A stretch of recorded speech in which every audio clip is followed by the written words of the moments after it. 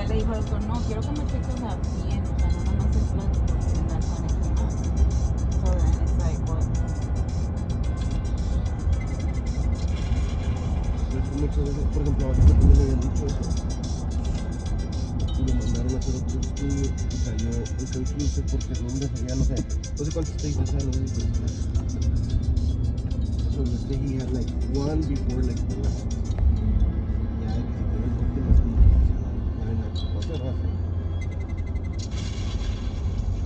Entonces fue a hacer otra, creo que le había salido como un 3 y luego fue a hacer otra y le salió stage 2. So le dijeron it's inconclusive, like it's either, can't be 3 or 2, it's gotta be one or the other. So ya se metieron más a fondo y le salió stage 2.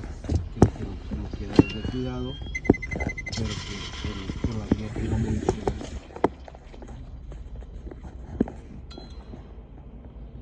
Pero también, o sea, a tu tía ojalá que le hagan el examen, pues, porque creo que se hizo 2 y parece que también así le salían.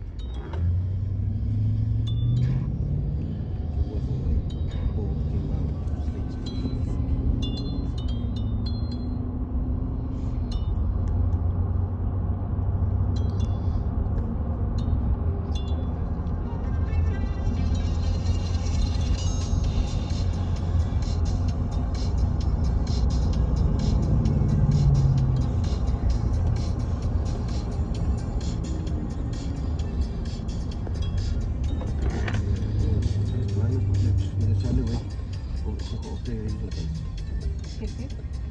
Y que veníamos a almorzar, cuando se sale, ok, dice ahí los alcanza. Mom. I don't, but Es que le digo, dice Norma que ella fue a hacerse todos los exámenes a fondo allá en Mom, I don't want to be here where. Sí, es donde comimos. And Mom, I want you to sit next to me, like last time. Okay, so No, I'm telling my